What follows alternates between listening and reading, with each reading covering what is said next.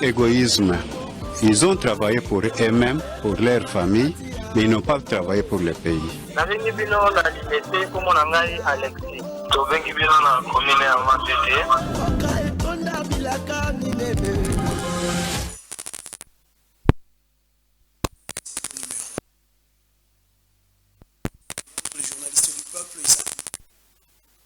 Pour vous servir, comme vous pouvez bien le constater, derrière moi, on retrouve la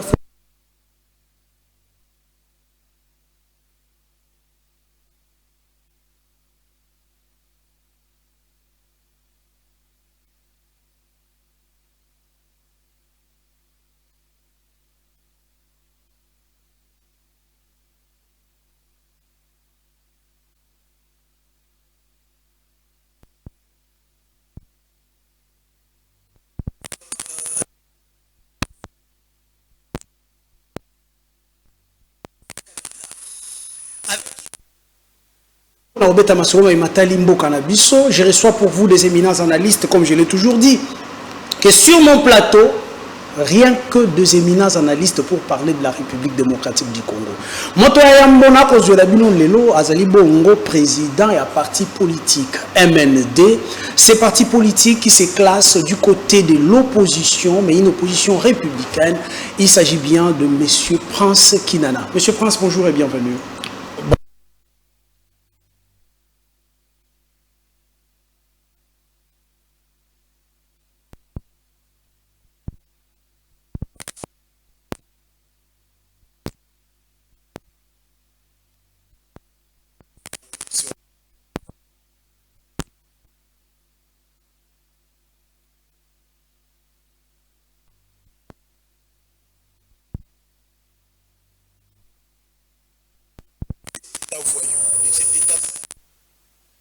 C'est pour la victime venant piller chez nous, violer et déporter la population. La guerre n'est plus une guerre de minerais, pas seulement les minerais.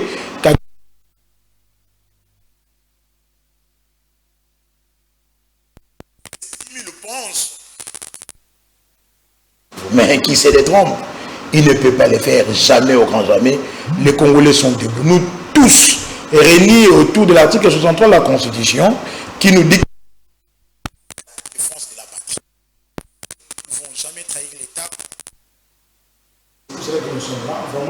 On condamne, on parle sur ce qui se passe à l'est de la République, mais que dire aussi de la gestion en République démocratique du Congo? Nous parlons par exemple des droits humains. République démocratique du Congo, est-ce que le droit de l'homme est réellement suivi quant à ça? Si jadis il n'y avait pas une très bonne personne qui pourrait porter la voix des Congolais en termes de droits humains, maintenant au ministère des droits humains, les Congolais sentent qu'il y a un ministre. Laissez-moi vous le dire, Samuel Mbemba Bouyatanda, avocat de porter les droits humains congolais à l'échelle internationale. Vous voyez, il s'est battu pour la reconnaissance du génocide congolais. Jusqu'à déposer une plainte. Ce qui constitue un ingrédient stratégique pour Kagame. Ça a failli même lui coûter sa vie. Parce que pour Kagame, les millions de vies qu'il a pu tuer dans l'Est ne devaient pas être reconnus. Regardez l'injustice à l'échelle internationale, comme l'aurait dit Mouzi à l'époque. Au Rwanda, on a parlé de près de 800 000 morts. Ils ont reconnu facilement. Mais un génocide bien conçu dans les conciliabules rwandais. Mais il a fallu pour les Congolais près de 18 millions de morts que les gens se taisent. Samuel Mbemba s'est tenu debout. D'abord, lorsqu'il fut ministre de la Justice, il va porter plainte contre le Rwanda au tribunal de peuple en Tanzanie. Et il ne se limite pas là, il part pour demander la reconnaissance internationale du génocide congolais, les génocides. Et maintenant là, comme c'est dans ses prérogatives, il se bat pour stabiliser les droits humains des Congolais. Aujourd'hui, il fait la cible des attaques parce qu'il aurait lancé une campagne. Vous savez que nous sommes dans un pays où le commerce est tenu par des expatriés. Les Indo-Pakistanais, l'émission est bilingue. Donc, les Chinois, les Libanais, les Kenyans, na ba banque, na ba pharmacie, na ba boutique. Ba moni que ministre ya ba Congolais côté les pour que ba Congolais ba futa malamu. bango bametana kana likambo ya sous-traitance okomona ndeko Isaac Mutombo basala entreprise engagé ba congolais ake coopérer na chinois avec chinois salaire $200 le futa congolais $50.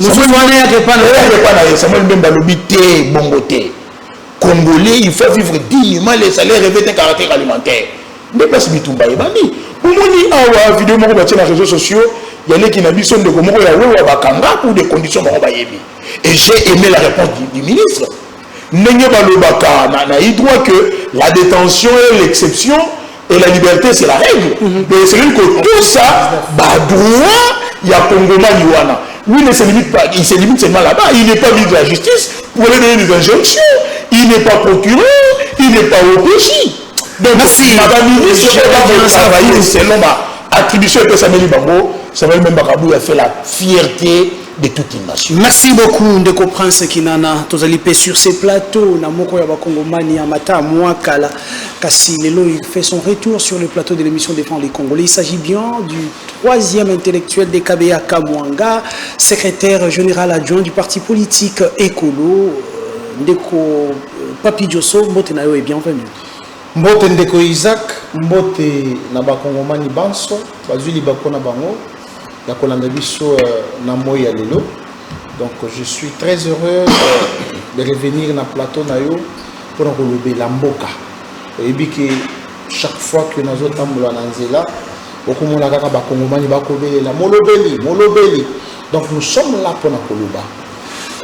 Mbote na mingi kei na bande konanga ya est o bazali ko vivre la affre de l'enfer. Bande konanga ya est depuis des décennies. Est Yamboka Nanga est prise en otage. Mais aujourd'hui, nous avons quand même un digne fils du pays, où il y a pour que tout soit solution. Nabitumbaena, à Koki, aussi ça m'a le sans que la paix s'embotte na président national et à parti politique écolo, Chris Mukendi Kabemba, ici Kazali Kolanda Bisso. Azombote outil et pas inabiso bande konangano soit parti politique ba congolais ba kino surtout bino ba kino oyo lobby beaucoup magi le rôle na Miami en tout cas na sepela ki lobby makasi mbule betaki Kinshasa yeko nana Kinshasa zonana na talibo et nager na Miami ya États-Unis na Kinshasa aucune différence s'il vous plaît Ndeko Isaac. Avant au boto langa maloba, il y a une situation au bateau bazali kubosa na mingi.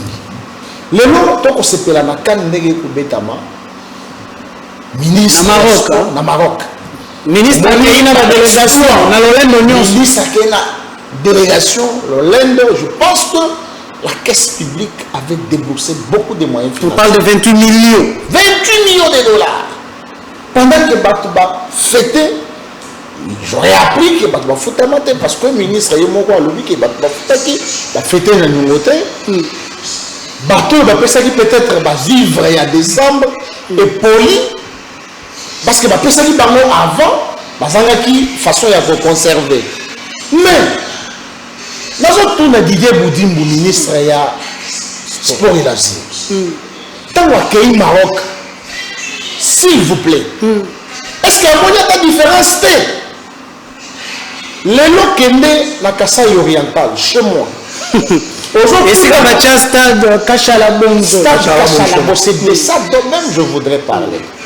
Avec le gouverneur Otozana Yombebois, un incompétent de haut niveau, de premier rang. Je me pose les questions. Les questions, je disais. Est-ce qu'au Kasaï oriental, n'y a-t-il pas de députés provinciaux?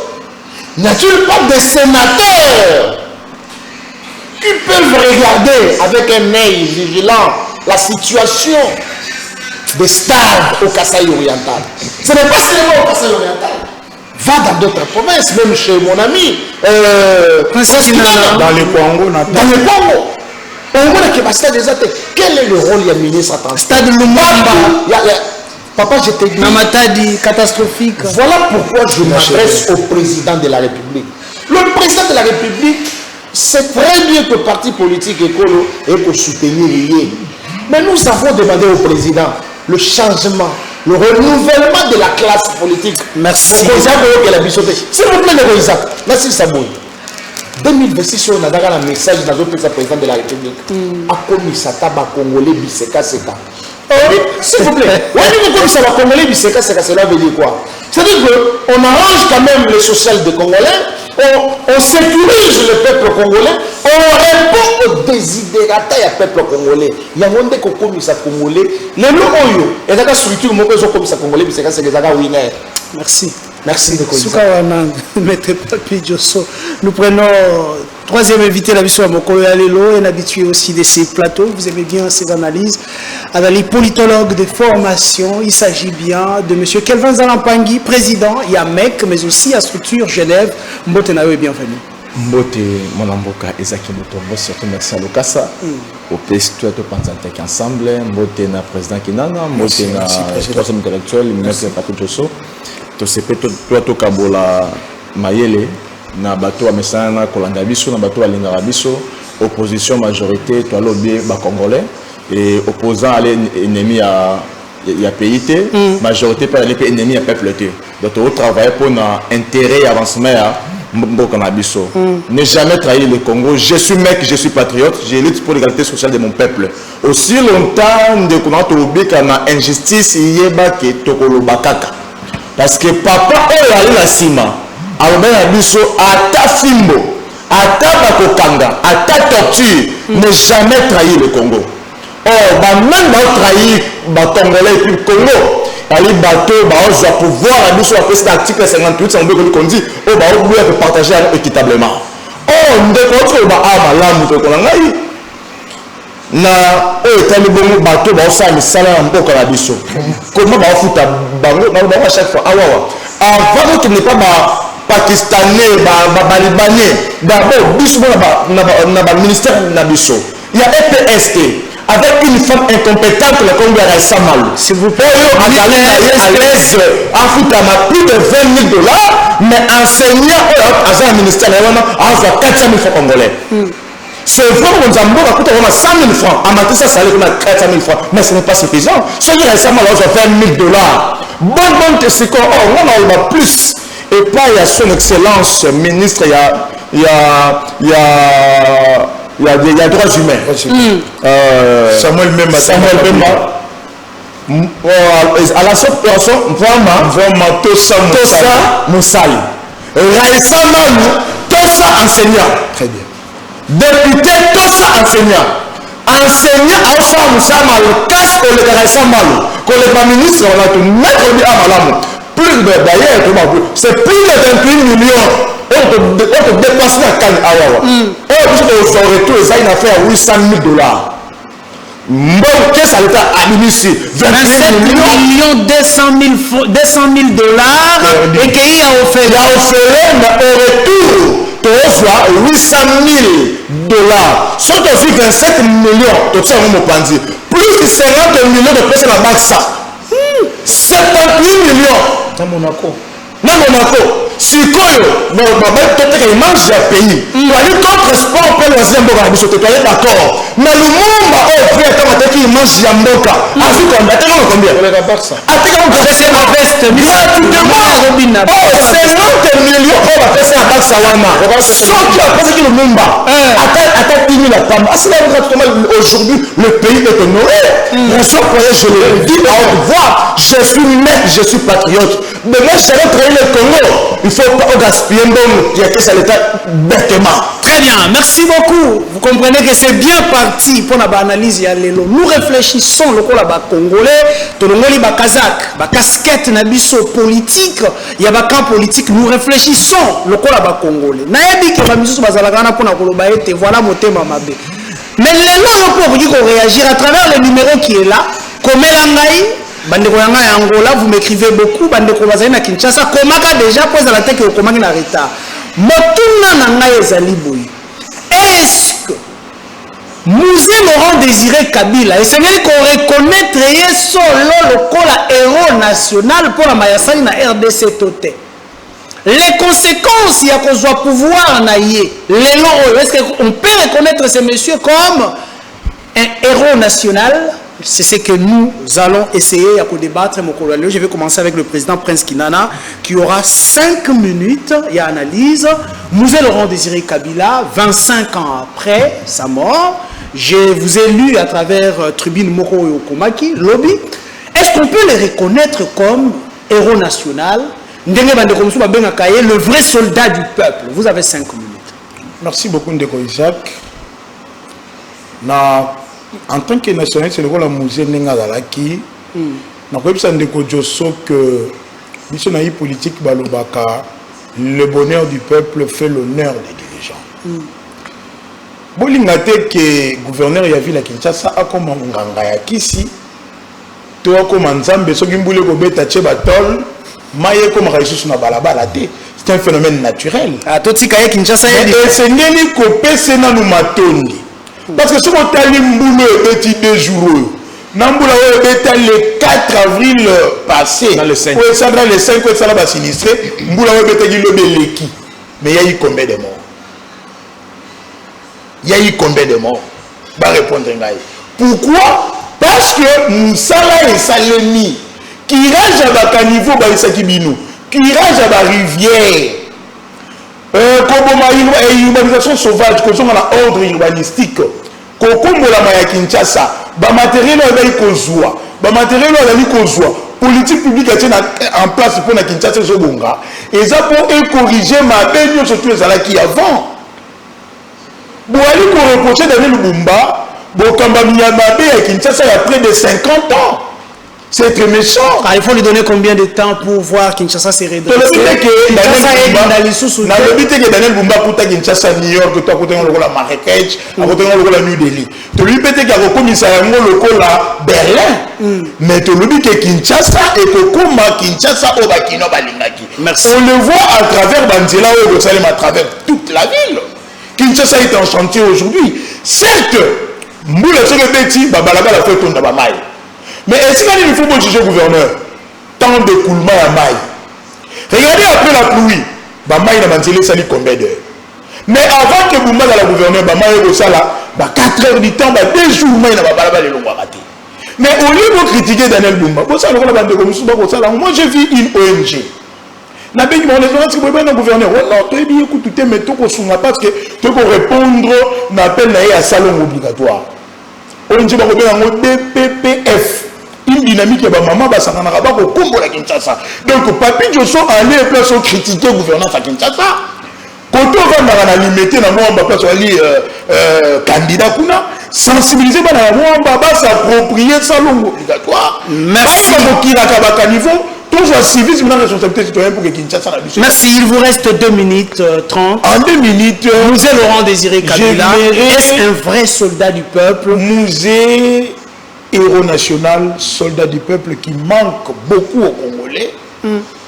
On sait très bien que même ceux qui ont de quantité, qui ne fils que pour des conseils. Mais je me dis aujourd'hui, la vraie question, ce n'est pas le combat de Mouzé.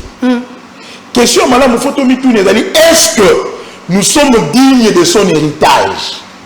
Est-ce que Tokanga qui maté à Maïe? C'était quoi déjà cet héritage pour être digne de cet Congolais? Comprenant qui lutte dans le combat à Mouzé. Est-ce que les Congolais comprennent pourquoi il y a qui koufa pour Namboka? C'est un héros national. Enseignement à Mouzé de la Guinée. Que le Congo soit indépendant, réellement indépendant, financièrement, économiquement, politiquement. Mouzé nous a montré l'importance d'être souverain. Mouzé dans sa tombe, dans la tomate ou à l'Afrique du Sud, c'est où à Zambie, Pakistan, il s'est dit, ont-ils compris le message de la Guinée? Parce qu'il était déjà prêt, avec le service national. Avec le service national. Quand Mouzé se voit aujourd'hui que les dirigeants congolais vont se permettre qu'on dit 200 millions, 400 millions de dollars. Il y a 600 millions. Projet, mais pour un vaccin, pour nous sommes obligés de négocier un FMI à plus budgétaire. Mouzé plaît.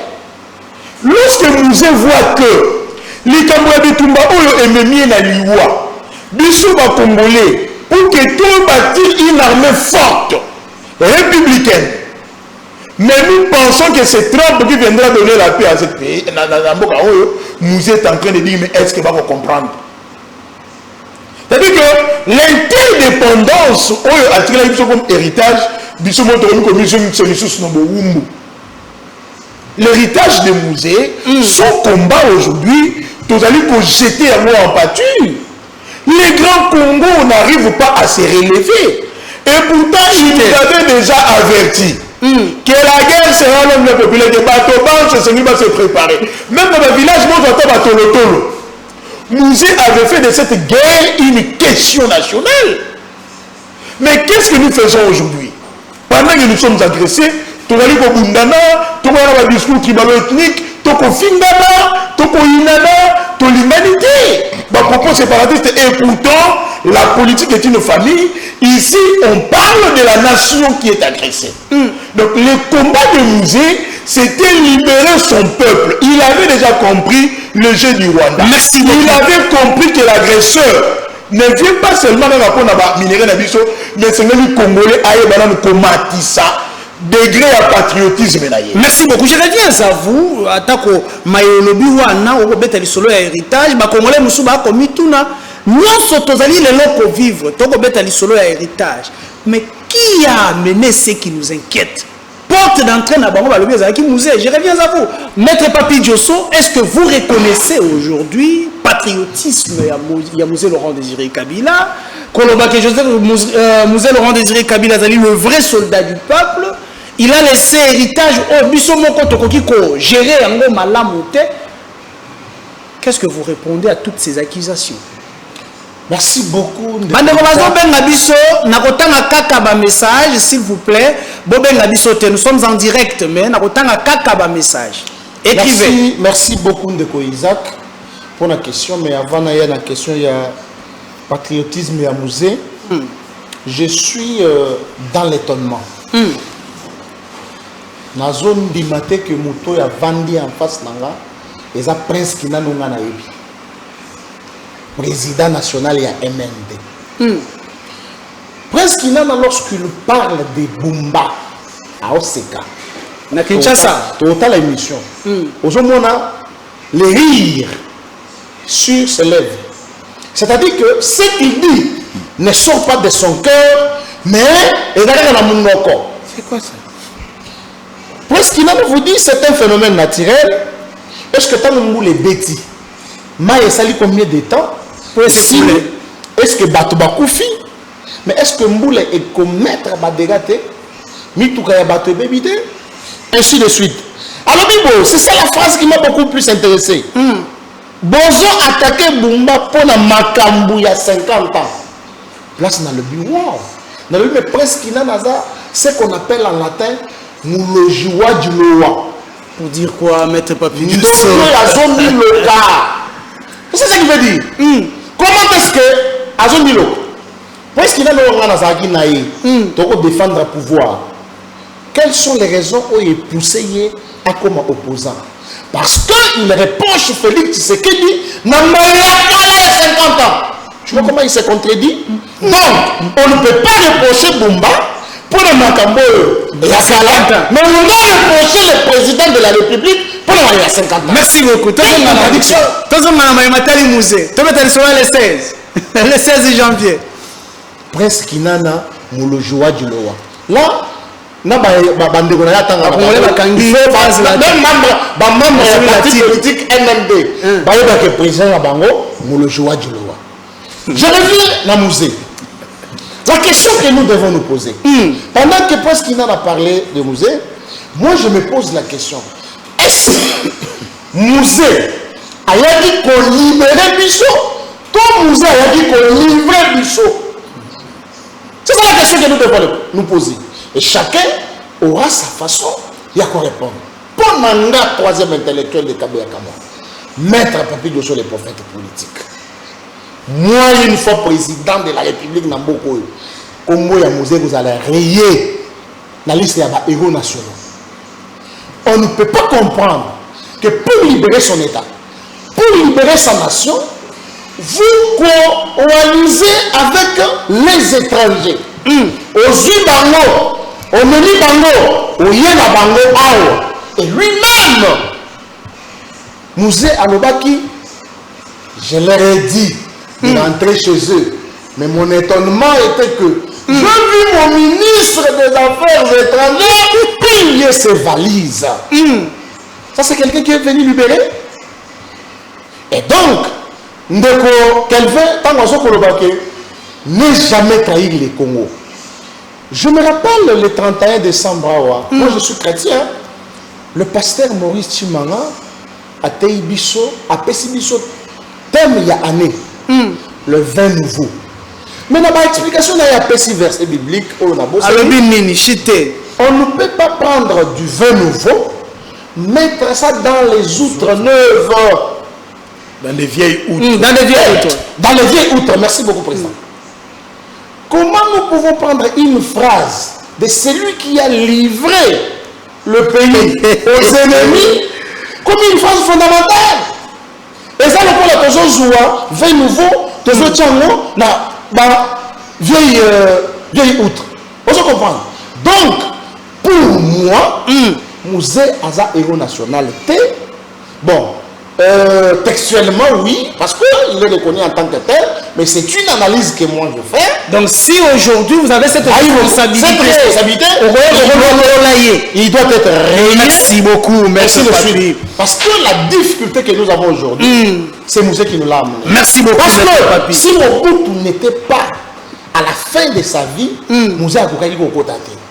C'est la faiblesse de Mobutu et que Batou Bakomaki, Kolemba dictature à Mobutu, ils ont fait ce qu'on appelle faute de mieux, ton Zouata Oyo, parce que aussi Tolembi, Mouzé. Donc, commémorer la mort de Mouzé, en tout cas, Ngaï en tant que Congolais, merci beaucoup. La fouille, le fruit au Balbaraga, le fruit moi on a succédé. Merci beaucoup, Maître Papi. Pas l'accident de l'histoire de Moïse. Merci, j'irai bien à vous. Pour être monopolisé parole de thé. Déjà je vais lire petit à petit ma message Nabino. Kabila Koki Kozala héros national T. Jamais. Yemoto Amemeli Bisso. Bapasi Oya. Kopesa ba Rwanda opportunité awa na mboka na biso. Mon frère wana azalaki ko livrer biso ndeko wana azalaki ko livrer biso frère o alati chemise ya vert azana raison. Est-ce que Papi Josso qui dit aujourd'hui nous avons reconnu le rôle héros nationalité parce que pas si tôt comme on à l'est de la République des milliers de morts, la cause c'est Mouzé. Azalina a raison ou encore et Sengeli ko Zalana de ko président Prince Kinana qui vous dit clairement que Bissonde Toyebi héritage malam o yatiki bisoté. Vous avez la parole. Merci ndeko Isaac na ko répondre na motuna na yo na lomba on ka setikana leka moi moké na makambo oyo bande kwa soli ya ville parce que nous tous tozo tala ndenge mamango ezo kendela. Okay. Mais il y a autre photo sur le nez awawa malamu tant il ne faut pas mettre des vins au dans les vieilles outres. Je crois bien ils ont livre Matthieu 9:17 Matthieu 9:17 et tant apôtre azolo babongo a une raison parce que autre bien alingala basanya kala bambeki ya salité pour que jamais le sika au la carte. De la même manière, c'est vrai, tu as jugé Daniel Bumba. Ma question est la suivante. Tu as jugé Bumba parce qu'il a échoué, parce qu'il a travaillé, tu as même après ce résultat, moi je pense que ce que tu as Bumba a mis ce mot avec beaucoup de rigueur, et ça par rapport aux conséquences, Daniel Bumba. Très bien. Parce que jusqu'à présent, ça de l'autre côté. Tu as d'abord Gentilin Gobila, tu as André Kimbuta, pour la zone à tête, c'est ma prédécesseur, Basungi Atamokete. Parce que ce qui total, parce que je crois très bien Daniel Boumba de Kwazali élu par concernant une bonne santé. Une année, une année 6 mois. Mais dis-moi, tu as jugé parce que Kimbuta a posé Kibiso. Parce que Gentilin Gobila a posé Kibiso, ma case, tu as Boumba. Yopé, tu as makasi na depuis au sali nini. C'est vrai, Bumba pas de fingaï à la. Ma question est la suivante, est-ce que Bumba a continué au lala? Je ne pense non. Là c'est le 1 de 2. on a la tambour parce que tu as bobé dans un DGC barré ngapi na sala investigation na ndela ngai ndeko na munda commune nyonso en ébullition oya ngana na commune ma ndeko le nyonso dali chanter oya ngana mona commune ma tete mai yanga kalamu baota ba béton baotonga mai ya kalamu mbalo beso na mona yango ba mela bité bumba à réussir na to moni a travailler Ali ce qui a continué sous peut-être aux résultats malades. Merci beaucoup. Chité. Moi, il est dans le besoin du peuple. Pourquoi? On est même malade le besoin du peuple. On est à la plus perdu Mokowana. On est dans la maille le peuple na fleuve. Mais on est dans le meuble, on a tongi le besoin ou les non mais tout na. Chanter belle besoin il y a beaucoup d'andal. Si moi je suis dans la mine triomphale ou Wama, et c'est là immeuble intouchable, tu sais quoi? Un individu qui est dans l'immeuble, on va tout le monde avec tout comme tu es couffé dans maille dans la huilerie. Oh, banda pour qui a bateau, babu kapo oh Wama pour que moi je là. Très bien. Musée Laurent Désiré Kabila. N'est-ce pas trahi le Congo? Des thèses. Thèse à Liboso, Moussa Lobi Azoya a mis comme étant le libérateur. A pas libéré entre les mains de tyrannie. Il y a Mobutu. Parce que Mobutu, Mobutu, moi donné à BBC. Oh, Mobutu a imposé qui biso, dictature, torture, Mambele Mabe, Moussa, non, le cours a yé, a mis Bengali Nzambe, non, libérateur. Malheur à Moussa Yakimini. Débat est une très bonne idée.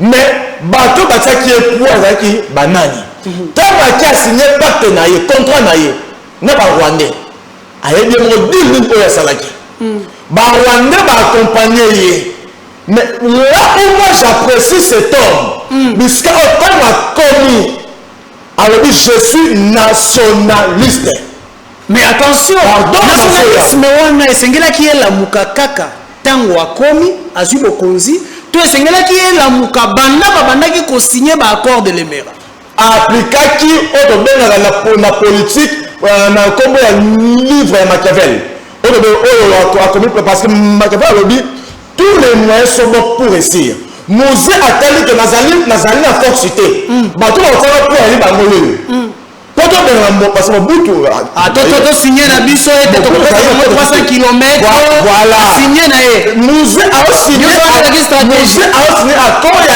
le pensé que a signé na mwasi tant a signé accord a yepé a benga Mobutu à ce pouvoir fort malheureux pour naie a dit non je suis nationaliste d'ailleurs raison pour laquelle est-ce que Moussa Ali héros pour nanga ali en partie en partie d'ailleurs kaboli prince kina na papi toso c'est donc on a mis ça qui m'a dit te kolanga indele lolo que te so ngama yo to kutana merci parce que nous a libéré quand même ma banque va tout ba malheureux ba de tout va passer après moi c'est le déluge raison pour laquelle que toso bikamo moi je l'ai dit maître lui awawa à l'égard qui pouvoir pas à moi na oaito bika bébé conséquence ma bé moi je pense ce qui musée Azraël toujours à pouvoir après ça il pas à moi en été très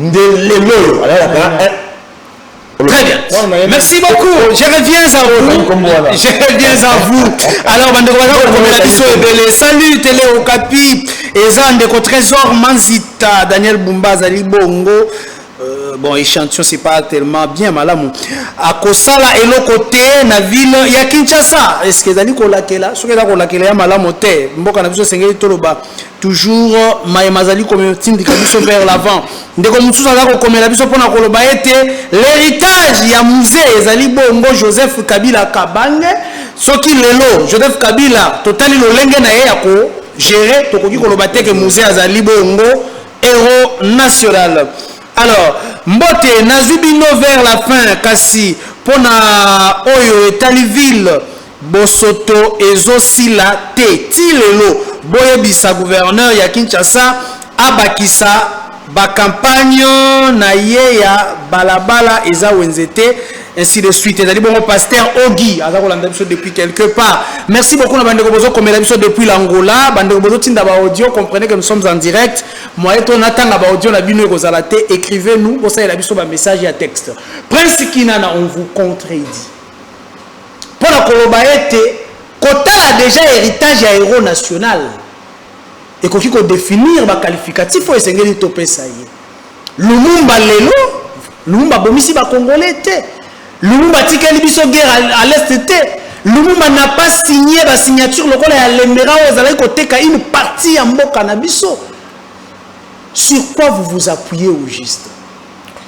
Merci Ndeko Isaac. Laissez-moi répondre à frère Lobi Makamboya Foulou na Kinshasa pour lui dire qu'au grand mot, grand remède, le gouverneur Daniel Mbalubaki a abandonné à récupérer le centre d'enfouissement Nampasa, au Batekaka et pas Yangobila, et puis a créé Moussous na Mitendi, a créé Moussous na Boadi. C'est-à-dire que aujourd'hui, Kinshasa, comment il y a même dans la place de décharge publique, est-ce qu'il va te faire boire à Foulou na Bango? La province, via le gouverneur Daniel Bumba, va kobunda pour que ba longola yango. Yo Congolais, vous allez avoir une position critique. Zo kombo zo pa ou liboso yanda kuna yo talaka niveau du misamaï. Accompagner le gestionnaire. C'est-à-dire que il faut tout ça la même nous a l'auto prise en charge. Faut pas tout dans la téléspectateur, faut tout dans la acteur. Dans cette détermination du solo à ONG DPPF, ba kombo la ka ville. Ba tellement kombo la na poids lourd. Ba lui ko éviter que foulou. Et côté race on dans la foulouté, ba là-bas on dans la foulouté. Opération Balaba les alliés ONG c'est Daniel Boumba. C'est-à-dire que ça veut dire qu'il y a un manque de l'État. La brigade spéciale et Seigneli et continue Moussala Nayango, il y a responsabilité citoyenne. Merci. Et là on trouve le bas qu'il faut sanction et il y a parce que incivisme est l'équipe à casse. Mais tout yeba kondima que avant l'action politique à Daniel Boumba et Yamboula Moukié, tu vas nous compter mort, Mboula Moukié, Batondako Dinda, Batondako Bimate. Mais le Daniel Boumba aille avec sa politique publique, Mboulé Betty, on n'a pas compté des morts. C'est déjà un bilan. Parce que Moussa les alliés qu'on salé mais la curage des rivières, des caniveaux et autres. Naïe, Nalikambo, Yamouze, Laurent Desré Kabila. Donc Isaac, c'est ça la beauté de la démocratie. Moi, en tant que politologue, je ne peux pas m'empêcher ici, parce que tu es une république démocratique.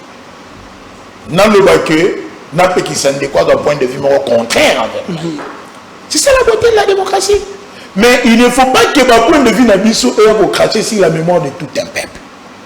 C'est méconnaître l'histoire politique du Congo si vous empitez les causes profondes de la guerre dans l'Est de la Mosée. C'est la cause profonde de la guerre en côté. Pourquoi il y a eu la guerre? Et pourquoi il y a eu? D'abord, de un, les États ils ont pour mission de se faire la guerre. La guerre, elle est d'abord géopolitique. La conquête des espaces. Aujourd'hui, les États-Unis vont en guerre avec la Groenland. Bon, on gagne la guerre avec l'Islande. À l'Union du Canada, il y a un excès bafou. Et il y a parce qu'il a même la Bible le dit. Le Fils de l'homme mourra, mais malheur na oyo. La guerre, c'est vrai. Mais malheur à celui par qui le 32 ans, il y a dictature, il y a Mobutu. Salaire impayé à bateau, armée inefficace, corruption généralisée, pays appauvri et humilié. Le Congo était devenu un État faible. Et un État faible attire des prédateurs. Qui étaient ces prédateurs? Le Rwanda, l'Ouganda, le Burundi. C'est constitué par le but, le Congo est faible, c'est le moment de frapper pour que tout le monde va profiter de la minerai. Et le monde dans l'espace, on aura espace, tout le monde va faire espace. Mouzé en tant que maquisard, Mouzé n'a pas commencé la guerre avec l'AFPEL. Il venait. D'ailleurs, quand on lui parle de Mouzé, il dit non, c'est un aventurier qui vient, c'est pour se tirer le minerai qui m'a en Tanzanie. Mouzé comprend qu'il y a un plan contre son pays. Il faut saluer son courage. Ce qui se fait sans vous est contre nous. Mouzé a dit non, non, non. On parle de mon pays. Je ne peux pas les laisser qu'ils ne va conquérir une boucle. Et comme esclavagisme, Mouzé intègre l'AFDEL. Quand il va, il n'a pas créé l'AFDEL. Il n'a pas créé l'AFDEL. Il a intégré. Et alors, il va dans mon quotidien. Il n'était que porte-parole. Voilà le poste occupé par Mouzé. Mais de par son courage, de par sa mission avec pour que et pour retomber qu'on n'ait pas un président rwandais, burundais ou ougandais dans le Congo. C'est comme ça que lorsqu'ils vont tuer Kissasungan, Massassou, lorsqu'on le tue, nous avons mis prudent. Ils arrivent à Kisangani, tant qu'on va commis Katanga, le bilan de la montagne, comme à Kinshasa, pour que vous poser nous s'autoproclame président de la République. C'était le nationalisme. Moussa était un lumumbiste, ce qui vous éviter. Un élève de Lumumba. Il était dans la doctrine du lumumbisme. Donc, les longs propos et la combat, les Rwandais sont venus avec Moussa. Je vais dire que l'opération, comment on appelle ça encore, opération française, l'opération turquoise, ça n'a pas été avec Moussa. Les malheurs du Congo commençaient depuis le génocide de Tutsi-Hutu dans Rwanda. 1994. 1994. Le jour qu'on a laissé nos frontières ouvertes, que les Rwandais entrent armes à la main avec bagage sans que tout fouiller Bango, malheur à Congo. Merci, Ndeko Prince. Merci, ce n'est pas Moussé. Aujourd'hui, tant qu'il y a Kagame Aboboma, Nicolo a pyrochlore, Nicolo a coltan, Nicolo a lithium Nabiso. Aujourd'hui, lorsque ces impérialistes américains et autres, donc c'est un peu leur multinationales, ils ont utilisé les mêmes Kagame pour piller nos minéraux. Ce n'est pas Moussé. Kagame vous ramène les causes de la guerre à Zomsibiso avant Westphalie. Avant Westphalie, c'était avant la conférence de Berlin. Hein? Je reviens à vous. Moussé, il est héros national, héritage de la dignité humaine, la souveraineté de notre État, l'interdépendance, mais ne jamais trahir à travers une armée forte. Nous nous Salinini. Qu'avons-nous fait de cet héritage? Merci beaucoup. Maître Papidjo Songandu Mwendela Bwenda, on vous dit vous avez mal lu l'histoire. Il y a une analyse à Mabé.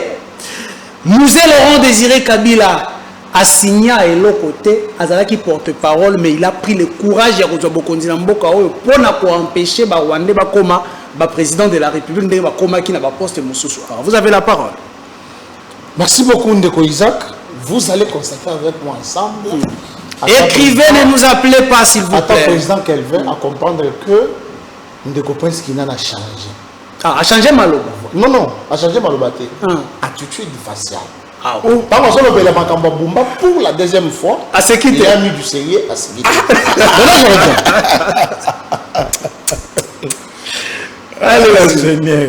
Prince Kinana ne soutient pas le président de la République. Pour Prince Kinana, ne soutient plus.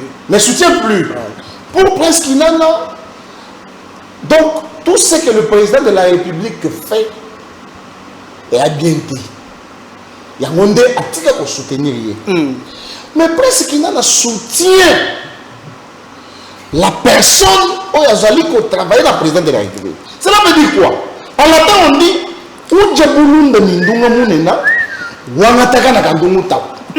ça signifie quoi? Je suis ami de Isaac Mutombo, mais j'ai tué l'enfant de Isaac Mutombo. C'est ce qu'il fait.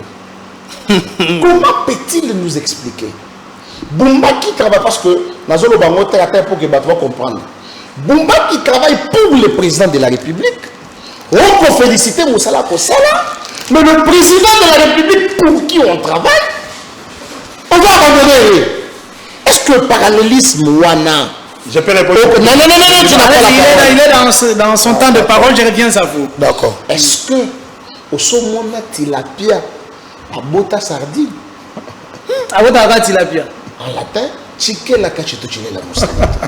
Donc aujourd'hui, voir Prince Kinana soutenir Daniel Bumba à Kinshasa. Je peux dire ça, c'est une situation qu'on appelle la sorcellerie secondaire. Ah, même je vous dis de son élégance. Je suis très élégant, c'est un ami. Ndeko Isaac, Tambola n'a pas venu à Kinshasa. Le fait que le Tambola au Moni Bosoto et Zali na Kinshasa, Ndeko Isaac, tu vas déterminer qui est Daniel Bumba. Les Azoloba Makambuya, oh, Bakomba Kanzela. Ndeko Isaac, va sur le boulevard, dans les grands axes, bazozanga même de l'eau à boire. Ils réclament leur salaire. Ils ont les canaux TV chaque jour. Qu'est-ce que ces gens disent? Bazo Komanzela. Mon abisso est un hôtel de ville. Fouti bisoté depuis 3 mois. Que dire l'enfant ou le fils de Moutou Oyazo Komanzela? Bumba a foutu papa Nayete, mais il va au moins un président d'un parti politique à défendre Moutou Bongo. Va sur le presse Kassavo Bundeko, oui, Baché béton, oui, mais va voir. Ba poubelle Zawana, Kemena Kassai. Et aujourd'hui, parler de Bumba. Moi, si Bumba fait bien, je vais acclamer parce que c'est l'intérêt général du peuple quinois. Mais aussi longtemps qu'il ne fait pas bien. Merci. Alors, je viens. Histoire et amour. Je maîtrise le sens. Il y a histoire. Il y a Mboka Nabiso. Précisément, histoire, il y a musée. Maintenant, puisqu'il n'en va prendre la parole, à quoi répondre là. Malheur à celui par qui le fils de moi. Sur l'histoire de Mobutu, je crois en 75, il a pris une ordonnance pour octroyer la nationalité zaïroise na Rwandais. Et puis, à Zalakana a dit, je ne me rappelle plus. Bisengamana.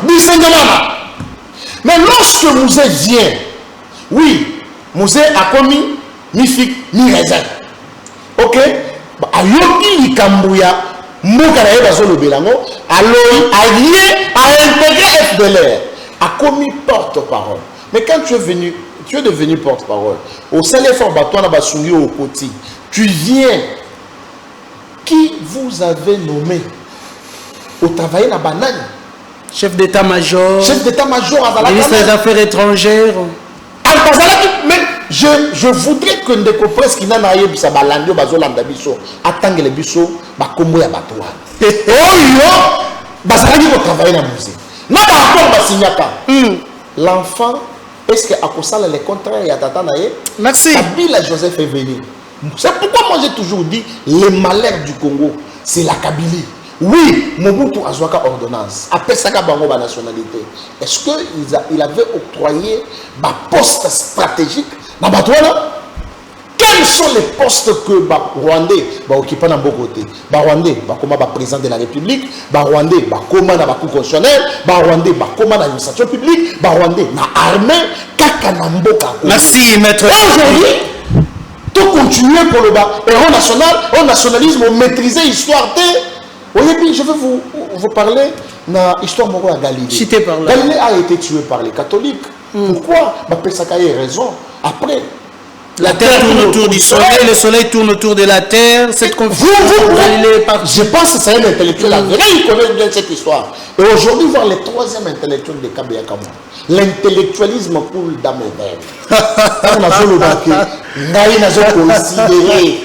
Il faut que nous Mukanda. Qu'est-ce qu'on appelle la doctrine? Merci. Je peux aussi mettre un avis. Maître Papi, merci.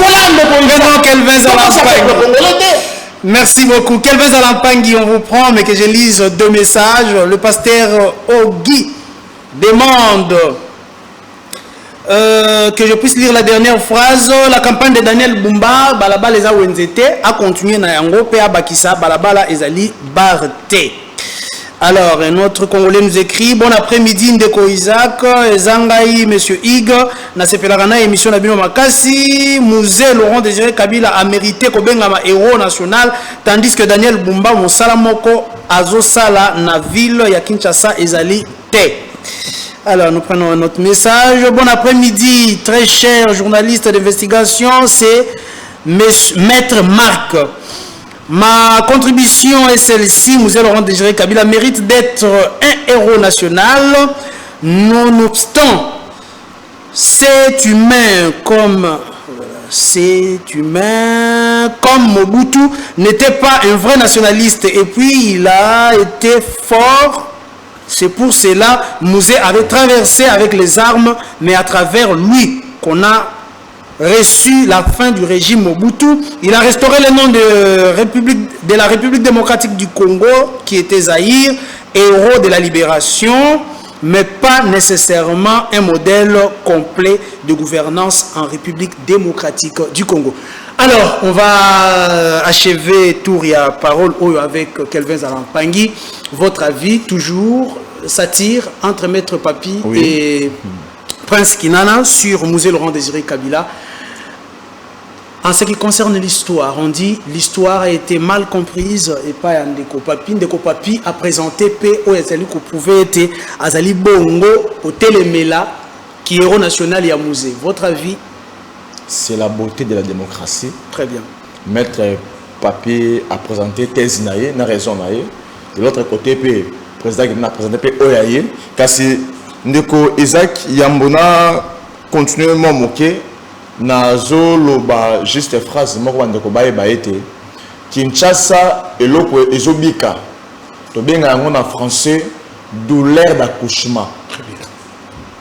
Douleur d'accouchement. À un moment donné, le chef de l'État a la qualifié comme étant marionnette. Ya Kabila. Par l'opposition, RDC cache. À un moment donné, mais tant ta bête qui bâton et par là avec le bota, autre la gratuité et consort. De la même manière, si Bumba, moi je ne comprends pas tous ceux qui critiquent Daniel Bumba. Ils ont raison, ils ont totalement raison parce que la ville nous appartient tous. Bazar a tout le monde qui Kinshasa et Koma, Kinshasa n'est pas au pays Ninuana. Mais Allemagne d'Afrique. Allemand d'Afrique, surtout on dit, mais on a le lobby. Dans un monde qui est subi, tu es souffert, il faut bien plus douleur d'accouchement. Tant que bon, parce que autant vous les qualités. Mais attention, douleur d'enfant, ça la 3 ans, 5 ans. Banzela nyo faisait autant de la motoka, autant de la moto, autant de Banzela, comme tous les alliés vraiment donc à chantier. Raison pour laquelle la conclure.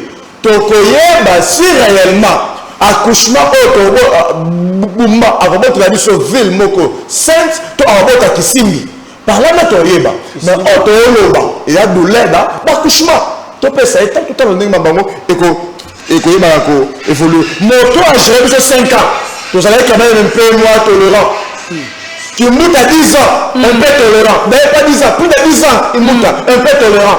J'en suis 5 ans, maintenant. Pourquoi il en a 6 mois toujours bête? Non, t'es douleur d'enfantement. Total. Merci beaucoup. Musée Laurent Désiré Kabila. Le Kambouya musée. Nakanisi parce que n'a salé politique. Nakanisi ba unité ba traître. Ba tout ba trahisaka Lumumba. Nakanisi sur Moïse Tchombe. Nakanisi sur Mobutu Moko.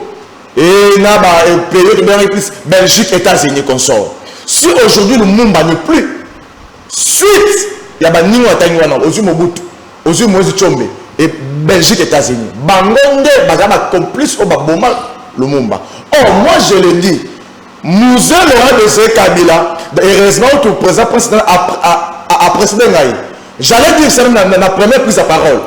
Pourquoi? Parce que Musée Laurent Désiré Kabila a eu continuité à le Mumba. D'ici avec le Bébissa, on a l'Oba, Tango a signé accord à l'Emera.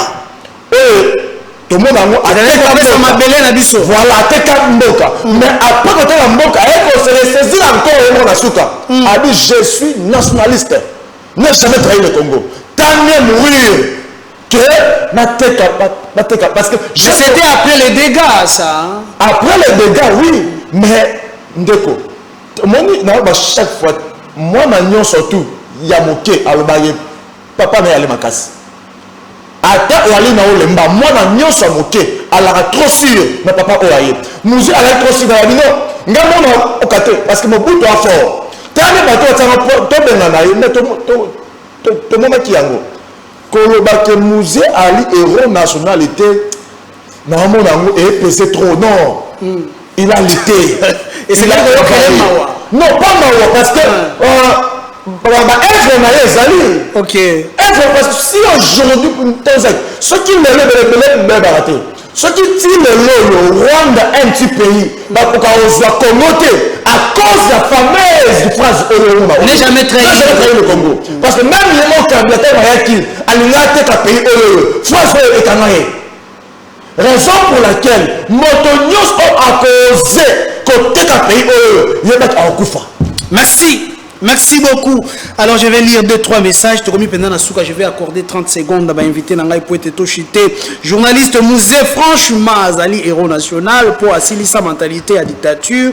Yango ba Congolais, to komi, côté la dictature, ya Chilombo. Félix Antoine Tshisekedi. Alors, nous prenons un autre. Bonjour, Télé Okapi, tous. Bon, tous ces troubles que nous avons aujourd'hui proviennent de M. Kabila. Il ne mérite pas d'être héros national, hein? Pasteur Joseph. Un autre message, Daniel Bumba, Azakaka, porte malheur, il y a ville, il y a Kinshasa, tout le labiso mutu, il y a UDPS, beau, UDPS à Wazate, hein? Bah, Béné, gouverneur, Nabango Bumba Asomba Ben gouverneur Nabango Bumba Asomba Ekenda Wapi pour Caniveau Boucheti Lelo. Je crois de tout Nandeko Prince Kinana le président à parti naïe Azali IDPS et Serge Poi Mwamba Donatien na sepeli na émission na bino. Merci beaucoup Ndeko Serge, merci. Beaucoup kolanda yango chaque 15 heures. Tozali wana pona kobeta masolo na kati ya mboka. Alors dernier message. Bonsoir Mopanzi Sango. Vraiment Prince Kinana a décevoir ngai na que degré ya nalingaka ye mais lelo azoloba mabe ye tant que un démocrate akoki kozala sima ya Bumba te. Bumba c'est un non kobenga bakonzi na ba appellation ya mabete. Bumba azo détourner bambongo non il y a pas de preuve de Bolangai. Aïe dommageable. Voilà, mesdames et messieurs, nous sommes vraiment arrivés à la fin, mais je vais accorder 30 secondes à vraiment respecter parce que qu'est-ce que les Congolais peuvent retenir? Vous avez la parole pour 30 secondes. Bon, ça peut-être. Bon, en tout cas, non, j'ai toujours été objectif. Je vais dire à Papi Diosso Moutalobi que pourquoi je soutenais le président Félix Tshisekedi, les lots n'allaient pas soutenir, mais je soutiens Daniel Bumba dans lobby Awa, que ce sont les intérêts qui dictent le comportement des acteurs. Moi, en tant qu'acteur politique, ma sécurité électorale, les Kassongolunda, intérêt dans les lignes courant, Nzela, Kolia. Aujourd'hui, tu as 6 axes. Dans quel cas, on a un bilan. Et peut-être il va comprendre pourquoi. C'est ça, la Gérie soumise voilà. Non, c'est partagé avec le président de la République avec la Constitution. Le président de la République définit en concertation avec la Première ministre la politique de la nation.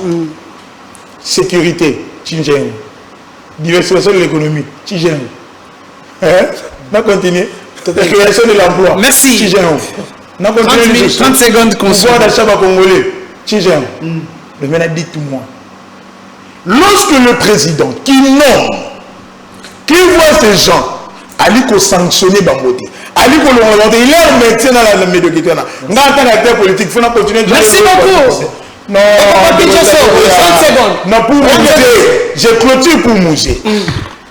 Est-ce que Mouzé avait exposé le pays en acceptant de venir avec les Rwandais? Oui et non.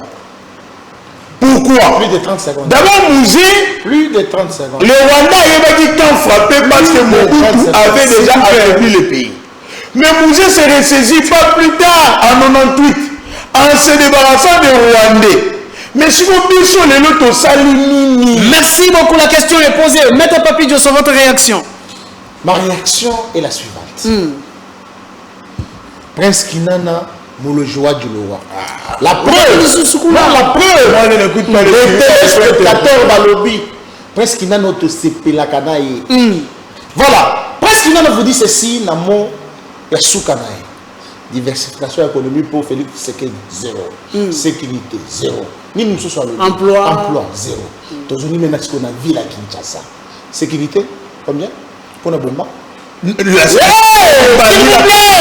c'est Jacques Chabani. Non, la défense c'est même secteur de collaboration entre le gouvernement central et provincial. Mais qui définit la politique sécuritaire? Merci. Le gouvernement central. Qui est dans la province?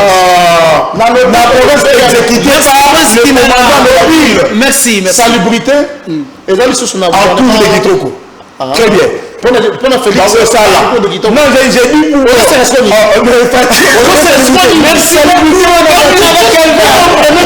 Vous comprenez que, au moins, s'il vous plaît, tant que Félix Tshisekedi, le rajeunissement, il y a une nouvelle classe politique. Mais avec des jeunes comme ça, Kinana ne doit pas faire partie. mais on peut faire partie de je pense qu'on nous sait beaucoup. Bazo maltraité, il n'est pas vieux.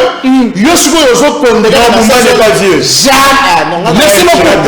Prenez la parole, prenez la parole. Nous sommes arrivés à la fin. Merci, merci. Allez-y. Au mot de la fin, ni les agressions brutales, ni le mauvais traitement cruel, ni la torture ne m'ont jamais conduit à implorer la pitié.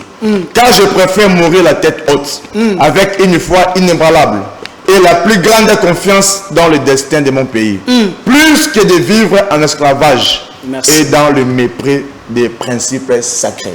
Je suis maître, je suis patriote. Je ne suis pas de l'union sacrée. Je ne suis pas opposant, mais je suis maître. Je suis maître, pourquoi? Parce que Isaac, tu as une inégalité sociale en outrance. Transport passi, maille passi, courant passi, banzele zalité, insécurité, mabe zali, bazoboma, bazobeta, nekoto salat, au juste teto le bazinini. Je suis mec, donc le bakino, vous chutez, pardon, on vit, on habite,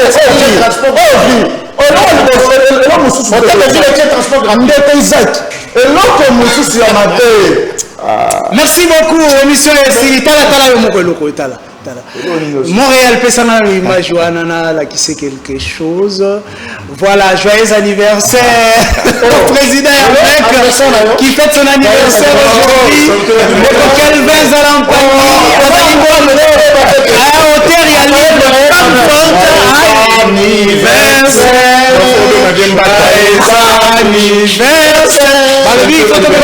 ici je chante pour un ami avec qui nous combattons ensemble. Merci, joyeux anniversaire à Kelvin Zalampangi et c'est lui l'auteur, il y a livre Femme forte.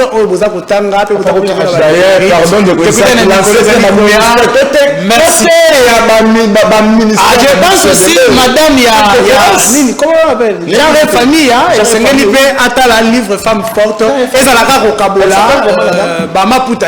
Merci beaucoup. Merci à mon équipe technique. On se revoit prochainement. Merci et bye.